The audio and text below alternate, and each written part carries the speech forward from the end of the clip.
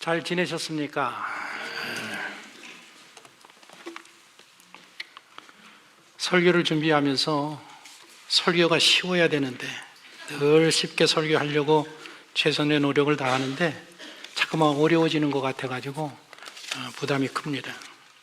설교를 한 편 만들려면 한 주간 동안 기도도 많이 해야 되고 성경도 많이 봐야 되고 책도 많이 봐야 되고 신문도 많이 봐야 되고 여러분들이 상상 이상으로 노력해서 한 편의 설교를 만들어서 올라옵니다. 그러니까 제발 졸지 마시고 주무시지 마시고 이번 기회를 통해서 우리 10계명이 뭔가에 대해서 우리 말 잘 공부하는 시간 되었으면 좋겠습니다. 이스라엘 역사에 시내산에서 이스라엘 백성들이 하나님을 만나는, 체험하는 이 사건은 너무나도 중요한 사건입니다. 하나님이 나타나시는 그날 아침은 이러했습니다. 산 주위에서 천둥 소리가 울렸고 번개가 치기 시작했고 나팔 소리가 크게 들리기 시작했고 산의 연기가 자욱했고 산이 흔들리고 진동하였습니다. 나팔 소리가 점점 더 크게 울리면서 하나님은 사람이 들을 수 있는 음성으로 구름과 불 가운데에서 10계명을 백성들에게 선포하셨습니다. 이스라엘 백성들이 애굽을 떠나온 날이 정월 14일입니다. 1월 14일에 출발하여서 3월 1일에 시내산에 도착합니다. 그리고 3일 후에 시내산에 나타나셔서 하나님이 10계명을 주셨습니다. 시내산에서 10계명을 받은 그날이 애굽에서 양을 잡고 그리고 그 양을 먹고 급히 출발해서 7주가 지난 바로 그날입니다. 그날이 바로 오순절입니다. 신약시대의 초대교회 성도들이 이 날에 이 오순절에 성령을 받고 성도로서 새로운 삶을 시작한 날입니다.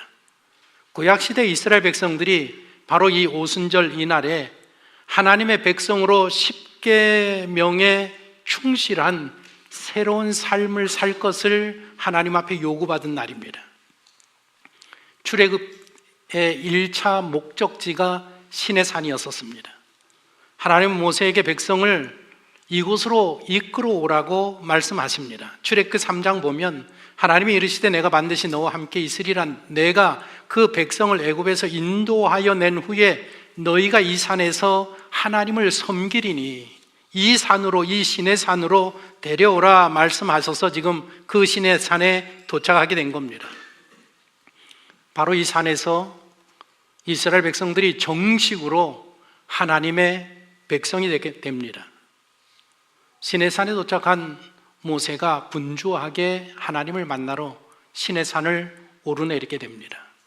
도착한 그날에 하나님의 부르심을 받고 모세가 시내산에 올라갑니다. 그랬더니 하나님께서 모세에게 너 3가지 사실을 백성들에게 내려가서 전해라. 내가 그동안 애굽에서 너희들을 구원하기 위해서 한 일이 무엇인지 그들이 알도록 하고, 그리고 광야를 거쳐서 여기까지 오기까지 너희들을 어떻게 내가 이끌어온 거, 마치 독수리가 날개에 그의 새끼를 업고 나는 것처럼 내가 너희를 여기까지 온 것을 그들에게 알게 하고, 그리고 이제부터 내 말을 잘 듣고 내 언약을 지키면 너희는 나의 소유가 되고 제사장 나라가 되고 거룩한 백성이 될 것이라는 이 언약의 말을 백성들에게 가서 전하라. 그리고 그 답을 가지고 오라. 이제부터 내 말을 잘 들을 것인지 내 언약을 잘 지킬 것인지, 그래서 하나님의 소유가 되고 제사장 나라가 되고 거룩한 백성이 되겠는지 그 답을 가지고 오라. 모세가 내려와서 백성들에게, 장로들에게 먼저 전하고 백성들에게 그 말을 전합니다. 그랬더니 모든 백성들이 우리가 하나님의 말씀대로 행하겠습니다, 예스로 응답을 했습니다. 그래서 그 답을 들은 다음 날 모세가 다시 시내산으로 오르게 됩니다. 백성들이 다 하나님의 말씀을 잘 듣고 하나님의 언약을 잘 지키겠다고 약속을 했습니다. 그러냐? 이제 내가 구름 가운데에서 너와 말하는 것을 백성들이 보게 할 것이다. 듣게 할 것이다. 내려가서 오늘과 내일 이틀 동안 백성들을 성결하게 하라. 나를 만난 준비를 하게 하라. 몸과 마음을 깨끗이 하고 옷을 빨고 성관계를 금지하고 이틀을 기다리게 하라. 그리고 산의 경계를 정해서 그 경계 이상을 침범하지 못하도록 경고하라. 산에서 내려온 모세가 하나님의 말씀대로 이틀 동안 백성들을 준비시킵니다. 온 백성들이 몸과 마음을 깨끗이 하고 옷을 빨고 성관계를 금하고 이틀을 기다리게 됩니다. 그리고 사흘째 되는 날, 3일째 되는 날 하나님께서 마침내 시내산에 강림하시는 것을 온 이스라엘 백성들이 두 눈으로 목도하게 됩니다. 산주에 천둥 소리가 울려 퍼지고 번개가 치기 시작하고 나팔 소리가 들리기 시작하고 산의 연기가 자욱히 끼고 산이 흔들리고 진동하면서 나팔 소리가 점점 크게 울리는 가운데에 불과 구름 사이로 하나님께서 음성으로 10계명을 하나하나 선포하십니다. 하나님이 나타나실 때에 이 생기는 현상들, 천둥과 번개를 치고 지진과 연기가 나고 불과 나팔 소리 등이 들리는 이런 모습은, 이런 현상들은 고대 근동 사회에서 신이 나타날 때 그렇게 나타난다라는 그런 생각들을 가지고 있었습니다. 사람들이 그들 생각대로 하나님께서 나타나신 것입니다. 하나님은 이렇게 고대 근동의 양식을 빌어서 시내산에서 강림하셨지만 한 가지 중요한 차이점을 보여줍니다. 하나님은 우상들과 달리, 다른 신들과는 달리 소리로, 말씀으로 응답하시는 모습으로 나타나셨습니다. 천둥 소리가 아니라 하나님의 음성으로, 말씀의 소리로 백성들에게 10계명을 선포하셨습니다. 하나님께서 선지자 엘리야를 만날 때도 그랬습니다. 하나님이 나타나시는데 크고 강한 바람, 지진이나 불 가운데 계시지 아니하고 세미한 음성으로, 세미한 소리로 엘리야에게 나타나시고 계시하십니다. 그러니까 하나님은 당신을 말씀으로, 음성으로 계시하는 분이십니다. 우리는 하나님을 신비한 체험으로 만나는 게 아니라 하나님의 말씀으로 하나님을 만날 수 있습니다. 그래서 예수님께서는 보고 믿는 것보다 듣고 믿는 것이 중요하다 했습니다.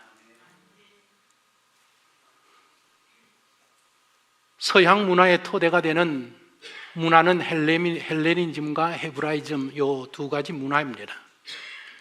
고대 그리스에서 나온 게 헬레니즘인데, 헬레니즘의 문화는 시각적 문화입니다. 보는 문화입니다. 그래서 대표적인 플라톤이라는 철학자는 지식이 무엇인가? 지식은 깊게 보는 것이다. 안다는 게 무엇이냐? 깊이 보는 거다. 그래서 서양에서는 내가 당신을 압니다. I see, 이해했습니다. I see, I understand 쓰지만 I see라는 그런 말로 대답을 합니다. 그래서 그리스 사람들은 이 헬레니즘 문화는 예술 작품들을 많이 만들었습니다. 조각물을 많이 만들었고 화려한 건축물들을 만들어냈습니다. 극장에서 공연을 했습니다. 경기장에서 올림픽 경기를 볼 수 있도록 진행을 했습니다. 보는 것이 중요하다는 것입니다. 시각적인 문화를 강조합니다. 반면에 고대 이스라엘, 헤브라이즘은 청각적인 문화입니다. 보는 게 중요한 게 아니라 듣는 게 중요하다. 눈으로 보는 하나님이 아니라 말씀으로 들을 수 있는, 들어서 알 수 있는 분이 하나님이다. 그래서 이 헤브라이즘은 그리스인들이 조각한 형상을 만드는 이런 행위들을 우상 숭배라고 그렇게 이야기를 했습니다. 하나님은 시각이 아니라 소리를 통해서 사람들과 소통하시는 분이십니다. 하나님은 말씀하시고 명령하시고 부르십니다. 그래서 하나님이 말씀하실 때에 사람들은 귀를 기울여 들어야 합니다. 하나님이 명령하시면 사람은 그 말씀에 순종해야 된다라는 문화가 바로 이스라엘의 헤브라이즘의 문화입니다. 우리 사람들이 하나님과 관계를 맺을 수 있는 것은 사람이 말을 할 수 있기 때문에 그렇습니다. 피조물 중에 말하는 존재는 사람밖에 없습니다. 하나님은 계시를 통해서 우리에게 말씀을 하시고, 사람은 기도를 통해서 하나님에게 말을 합니다. 이렇게 하나님과 사람과의 관계를 맺을 수 있는 그것이 무엇인가 하면 바로 말이라는 겁니다. 이렇게 하나님께서는 그날 시내산에 강림하셔서 말씀으로, 음성으로 십계명 하나하나를 하나님의 백성들에게 선포하셨습니다.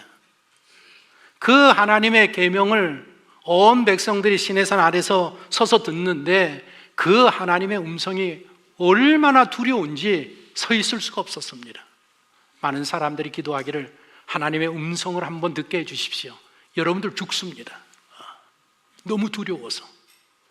이 백성들이 너무 두려워서 그 10계명 마지막 10번째 계명까지 듣고 나서 모세에게 우리가 더 이상 하나님의 말씀을 여기 서서 들을 수가 없습니다. 하나님 계속 말씀하셔야 됩니다. 10개의 계명을 말씀하셨지만 구체적으로 어떻게 실행해야 되는지 그 시행 세칙에 대해서 계속 말씀하셔야 되는데 도저히 이스라엘 백성들이 들을 수 없었단 말입니다. 그래서 모세에게 우리는 두려워 못 들으니 당신이 우리의 대표가 돼서 하나님 앞에 다시 올라가서 혼자 듣고 우리에게 설명하시면 우리가 그대로 순종하겠습니다.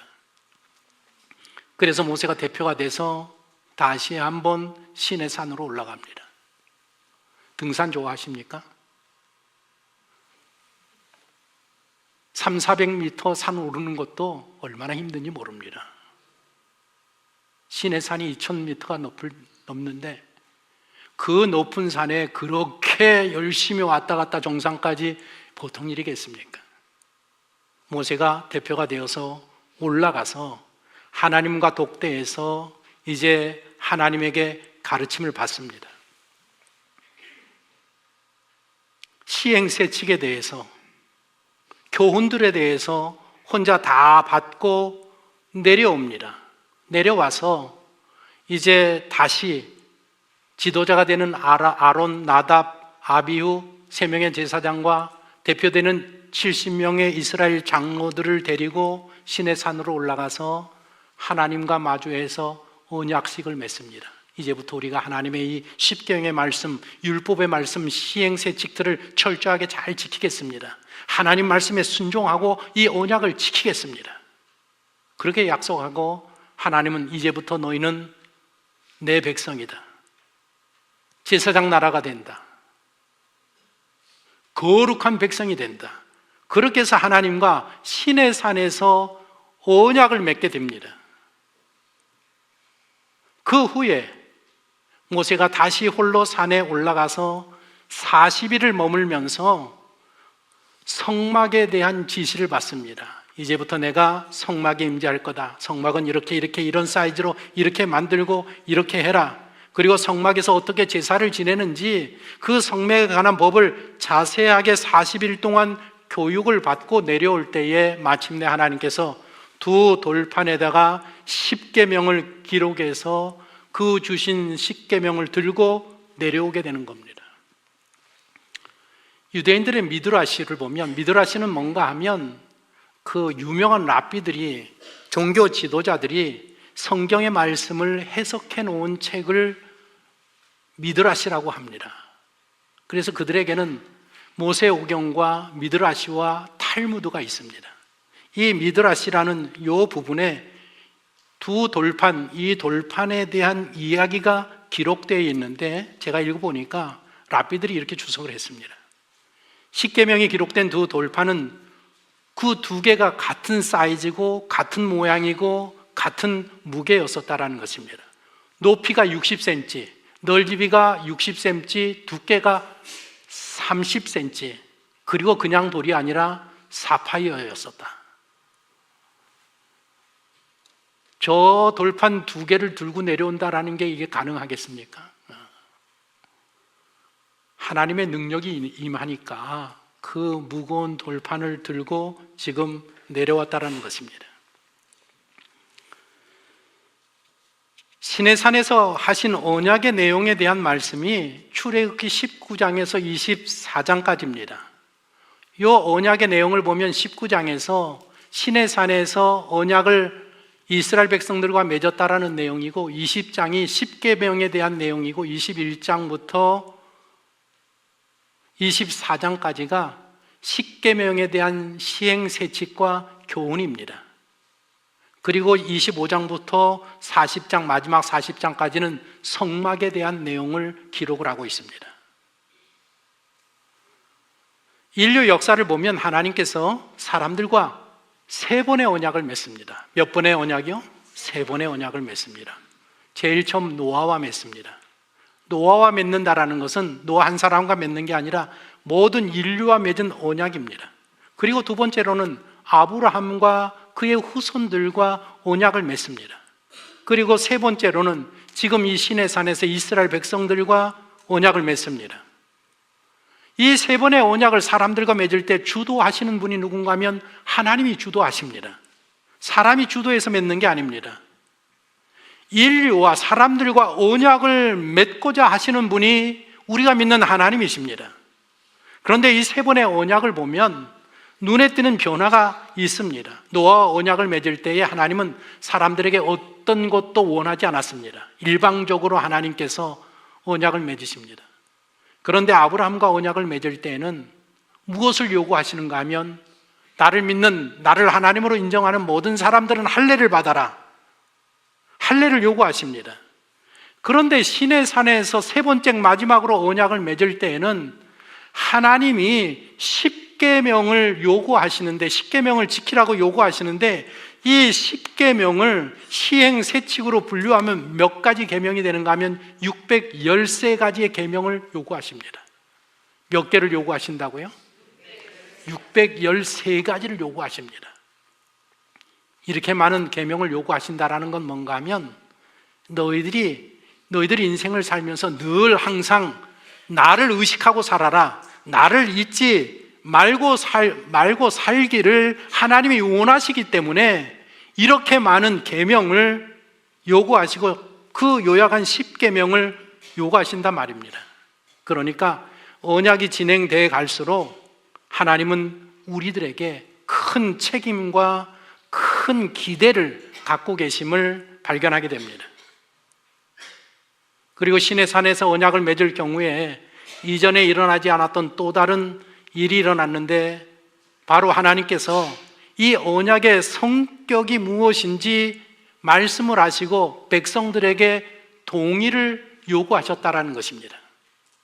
3번이나 그렇게 하겠느냐? 하나님이 물으시니까 3번 다 백성들이 우리가 말씀하신 것을 다 실천하겠습니다. 한번 같이 읽어보겠습니까?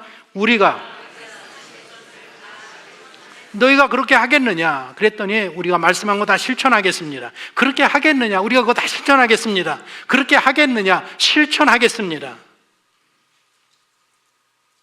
하나님께서 언약을 맺으시고 하나님과 사람과 관계할 때 최초로 사람에게 동의를 구한 일이 바로 이 시내산에서 언약을 맺을 때였었다라는 겁니다.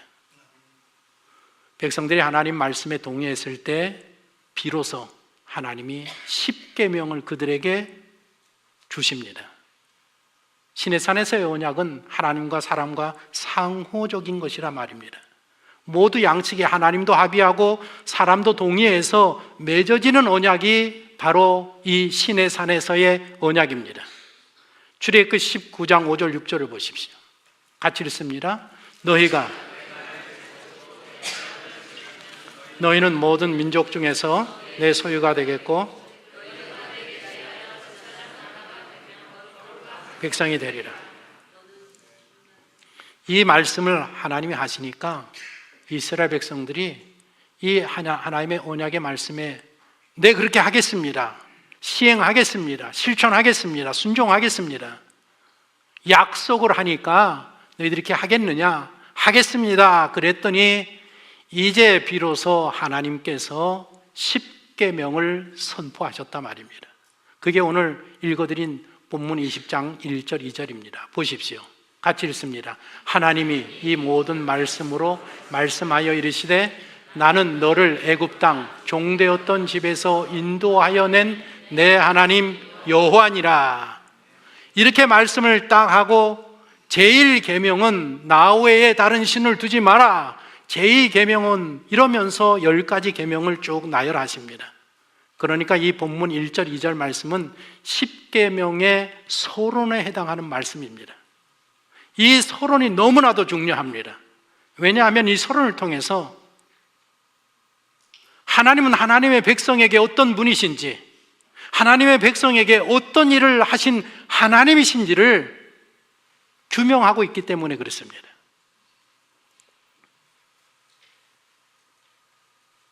이 말씀에 이어져 나오는 게 10가지 계명입니다.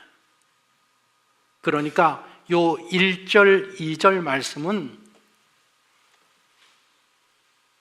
모세 오경의 중심이 되는, 초점이 되는 말씀이고, 구약 전체, 구약 39권의 전체의 핵심에 해당하는 아주 대단히 중요한 말씀입니다. 그런데 오늘날 많은 사람들이 이 십계명의 서론에 해당하는 1절, 2절 말씀을 그냥 건너뛰는 경우가 너무나도 많습니다. 하나님은 어떤 하나님이시냐?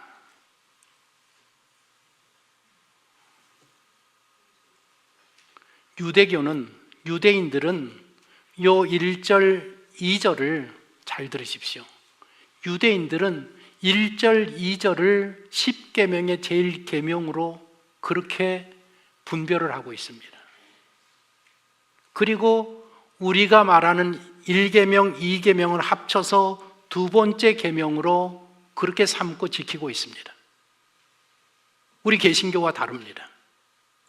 우리는 서론으로 그렇게 인정하고 그것을 분류합니다. 하나님은 어떤 하나님이시냐? 이 서론에서 애굽에서 구원하신 하나님이시다, 출애굽시키신 하나님이심을 지금 백성들에게 강조하고 있습니다. 그러니까 십계명이라는 이 계명은 출애굽 사건과 밀접한 관계를 가지고 있는 계명이란 말씀입니다. 이 서론 말씀을 통해서 하나님의 백성이 십계명을 지켜야 되는 근본적인 이유가 무엇인지를 우리들에게 설명하고 있습니다. 왜 우리가 십계명을 지켜야 되느냐? 하나님의 백성들이 왜 십계명을 지켜야 되느냐? 종되었던 애굽에서 구원해 주셨기 때문에.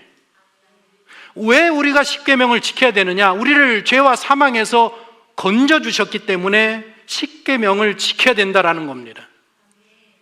하나님 베풀어 주신 은혜에 응답하는 마음이, 그런 자세, 그것 때문에 지켜야 된다. 그러니까 하나님께 주신 십계명, 율법이라고 하는데, 율법이라는 것은 하나님이 베풀어 주신 은혜에 대한 응답이라는 뜻입니다. 여러분들 이거 잘 생각하셔야 합니다.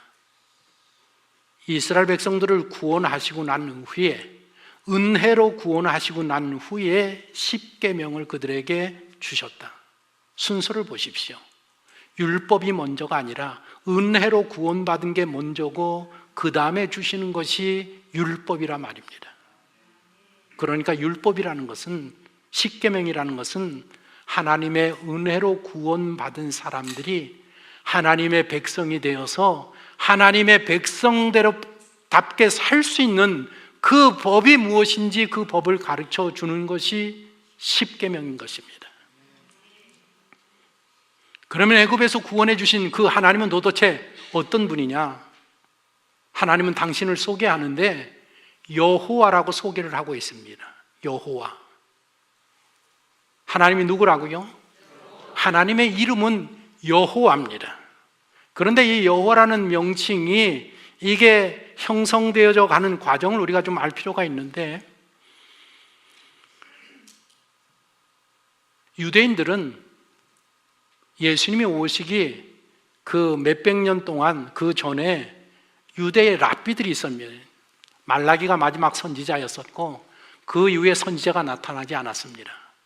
예수님이 오실 때에 세례 요한이 나타났는데 400년 동안 나타나지 않았습니다.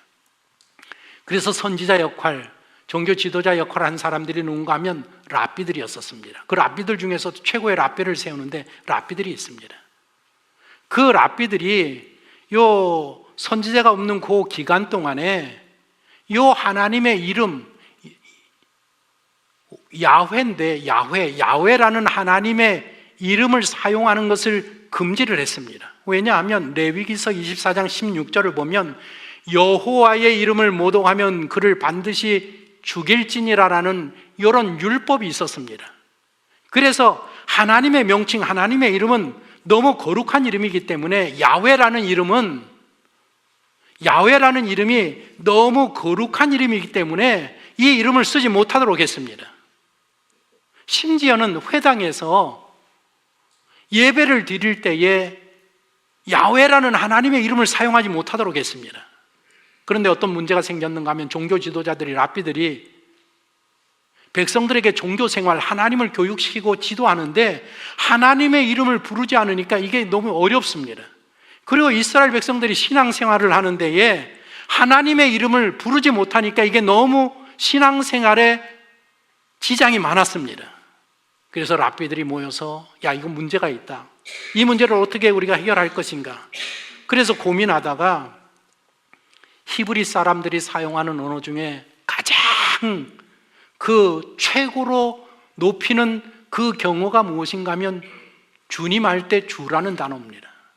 그래서 주로 교체해서 야훼라고 읽지 말고 주님이라고 읽어야 된다. 주로 교체해서 읽어야 된다라고 이야기를 했고 유일하게 야훼라는 하나님의 이름을 사용할 때는 언젠가 하면 대제사장이 두 손을 들고 하나님께서는 너희를 향하여 축복하노라 그럴 때만 유일하게 사용할 수 있었습니다. 그래서 유대 랍비들이 이 주님 할 때 주라고 부르는 그 단어의 모음을 따가지고 야훼라는 이 자음과 서로 붙여가지고 만들어낸 이름이 여호와입니다. 그러니까 여호와라는 이름은 하나님의 정식 이름이 아니라 너무 하나님의 정식 이름은 뭔가 하면 야훼입니다. 따라합시다. 야훼. 야훼라는 이름은 이게 너무 거룩해서 함부로 이름을 부를 수 없단 말입니다. 성경을 필사할 때에 서기관들이 성경을 필사할 때에 야훼라는 단어가 나오면 쓰던 붓을 멈추고 가서 목욕 재개하고 다시 와서 야훼를 쓸 정도로 야훼 이름은 그렇단 말이에요. 일반 백성이 쓸 수가 없어요. 그래서 이 이름은 하나님의 본 이름은 이게 너무 거룩해서 우리 같은 죄인들이 쓸 수 없으니 어떤 이름을 대신하면 좋을까 해서 만들어낸 게 뭔가 하면 여호와란 말입니다. 여호와.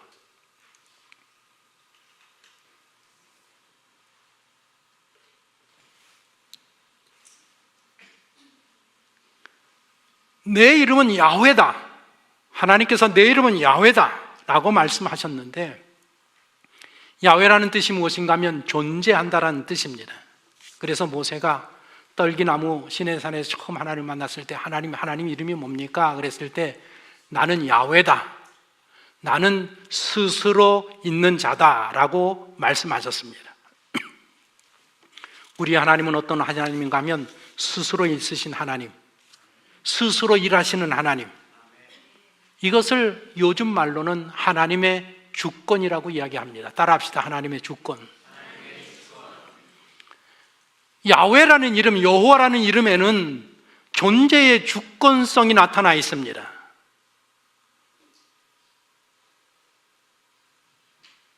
해가 떠 있습니다. 우리가 눈을 감으면 저 떠 있는 해가 보이지 않고 눈을 뜨면 해가 보입니다. 만일 여러분들이 눈을 감아서 해가 보이지 않는다고 하면 해가 없는 것입니까? 우리가 눈에 뜨든지 눈을 감든지 해는 그대로 존재하는 것처럼 하나님은 우리의 믿음에 상관없이 스스로 존재하시는 하나님이란 말입니다. 그래서 하나님을 믿는 자는 그 하나님을 보는 것이고, 믿지 않는 자는 하나님을 볼 수가 없는 것입니다. 야훼 하나님, 여호와라는 그 이름에는 무엇이 담겨져 있는가 하면 하나님은 스스로 계신 분이다. 그리고 두 번째로는 하나님은 어떤 분이냐? 하나님은 스스로 일하시는 하나님이시다. 지금 십계명 서론에서 하나님을 어떻게 소개하는가 하면 출애굽하신 하나님, 그들을 애굽에서 구원하신 하나님. 그런데 그들을 구원하실 때에 왜 하나님이 구원하셨느냐? 하나님이 구원하고 싶어서 스스로 하셨다라는 것입니다. 물론 구원하신 이유는 400년 전에 아브라함에게, 그들의 조상 아브라함에게 약속하신 그 약속이 있어서 구원하시지만, 하나님은 하나님 당신 스스로 알아서 일하시는 분이란 말입니다. 그런데 이 출애굽할 때의 당시의 모습, 현상들을 보십시오. 이스라엘 백성들은 노예로 살면서 해방받을 것을 그들이 생각하지 않았습니다. 모세가 와서 이야기할 때에 애굽을 떠나갈 생각을 안 했습니다. 모세가 나타나서 기적을 일으키면서 그들을 이끌고자 했을 때에 오히려 이스라엘 백성들은 모세를 원망했습니다. 당신 때문에 우리의 노역이 더 심화되었다. 홍해를 건너기 전에 모세를 향해서 얼마나 원망했는가 하면, 우리가 이 바다에 빠져 죽는 것보다 애굽에서 편하게 죽는 게 좋을 뻔하지 아니하였느냐, 불평을 일삼았습니다. 홍해를 건넜습니다. 광야에 이르렀을 때에 하나님께서 만나와 메추라기를 주셨음에도 불구하고 뭐라고 이야기하는가 하면, 애굽에서 먹던 맛있는 음식들을 우리가 못 먹는다고 불평을 했습니다. 정탐꾼을 보냈을 때에도 하나님의 말씀을 믿지 아니하고 우리가 애굽으로 돌아가는 것이 낫겠다 그러면서 불평을 반역을 일삼으면서 그런 행동들을 한 사람들이 바로 이 이스라엘 백성들입니다. 그래서 모세가 죽기 전에 그들에게 무슨 이야기를 했는가 하면, 너희들은 내가 만난 그날부터 이날까지 줄곧 하나님을 거역한 백성이라는 이야기를 그들에게 남겼습니다. 이스라엘 백성들을 보십시오. 하나님께서 그들을 구원해 주실 만한 어떤 착한 일도 의로움도 하나도 없었습니다. 그런데 하나님께서 당신 스스로 내가 저들을 구원해내야 되겠다라고 결정을 하시고 하나님의 은혜로 그들을 구원시켜서 가나안으로 데리고 오셨단 말입니다. 그러니까 구원이라는 것은 하나님의 주권적인 은혜로 이루어지는 것입니다. 여러분들 하나님의 백성으로 삼으시고 여러분들의 영혼을 구원하신 게 여러분들이 다른 사람보다 착해서 좋은 일을 많이 해서 뭐 어디든 이뻐 보이는 데가 있어서 하는 게 아니라, 하나님이 그냥 내가 너희들을 특별히 생각해서 너희들을 구원하겠노라, 은혜로. 무엇으로? 은혜로 구원함을 받았단 말입니다. 우리가 십계명을 공부하면서 가장 중요한 게 무엇인가 하면 이 서론의 말씀 1절, 2절의 말씀이 중요합니다. 제1계명에서 10계명까지 말하기 전에 먼저 이 서론에 말씀을 주셨다라는 것을 우리가 기억해야 됩니다. 이 서론을 통해서 이스라엘 백성들은 하나님의 주권적인 은혜로 구원함을 받았다라는 것을 지금 이야기하고 있습니다. 10가지 계명들은 무슨 계명이냐? 이렇게 하나님의 은혜로 구원받은 사람들이 어떻게 살아야 되는가에 대한 지침으로 주신 말씀이 10계명이다. 그래서 우리는 이 순서를 잊어버리지 말아야 됩니다. 다른 순서가 무엇인가 하면, 먼저 구원은 값없는 은혜로 주어지고, 은혜로 구원받은 사람들이 하나님의 계명, 율법을 그 구원에 감사한 마음으로 지켜야 된다는 것입니다. 우리가 십계명을 지켜서 구원함을 받는 게 아니라 하나님의 은혜로 구원함을 받았기 때문에 그 하나님의 은혜에 감격하여서 우리는 어떻게 살아야 되느냐, 어떻게 살면 좋겠습니까? 너희들은 이 십계명의 말씀을 지키면서 살아야 되느니라. 그리고 이제 10계명의 순서를 보면 1계명에서 10계명의 순서를 보면 이 순서가 또 뒤바뀌면 안 됩니다. 1계명에서 4계명까지는 하나님을 어떻게 사랑해야 되는지에 대한 계명이고, 5번째 계명에서 10번째 계명까지는 하나님을 사랑하는 사람들이 인간과의 관계는 어떻게 해야 되는지를 보여주는 계명이 5번째에서 10번째 계명입니다. 이 순서가 뒤바뀌면 안 된다는 것입니다.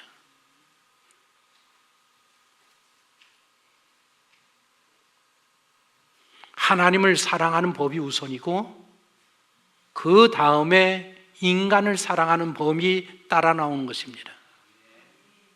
하나님 앞에 바르게 예배하는 것이 먼저고 그 다음에 사람들을 사랑하는 것이 그 다음에 이어져 나와야 된단 말입니다. 하나님을 사랑하는, 이웃을 사랑하는 게 먼저가 아니고 하나님을 사랑하는 게 먼저고, 하나님을 사랑하기 때문에 이웃을 사랑하는 그런 삶을 살아야 된다라고 우리에게 가르치고 있단 말입니다. 우리 모든 성도들은 성경을 기준으로, 하나님의 말씀을 기준으로 생각하고 살아가야 합니다. 그렇기 때문에 우리에게 성경 66권을 주었습니다. 그런데 이 66권을 우리가 다 암송하면 얼마나 좋겠습니까? 웃으셨죠? 중국에는 66권 암송하는 사람들이 많답니다. 그 얘기는 뭔가 하면 우리도 외우면 암송할 수 있다라는 겁니다. 여러분들의 자녀를 지금부터 암송시키십시오. 그런데 우리 하나님은 은혜로우신 하나님이라 이 66권을 다 못 외울 것을 하나님이 아시고 이것을 정리해서 아주 간단하게 10가지 계명을 우리에게 주셨습니다. 이거는 못 외워도 10계명은 외울 수 있지 않겠습니까? 그 10계명을 외워서 하나님의 은혜로 구원받은 하나님의 백성들이 하나님의 자녀답게 살 수 있도록 그 삶으로 인도하시는 하나님이 바로 우리 하나님이신 것입니다. 그래서 우리는 이 10계명을 우습게 봐서는 안 되는 것입니다. 옛날에 율법에 관한 계명인데 고리타분하게 무슨 10계명, 이게 아니라 이제 우리는 이 10계명을 배우면서 이 10계명을 다 암송하고 하나님을 기쁘시게 하는 사람, 구원받은 사람은 어떻게 살아야 되느냐?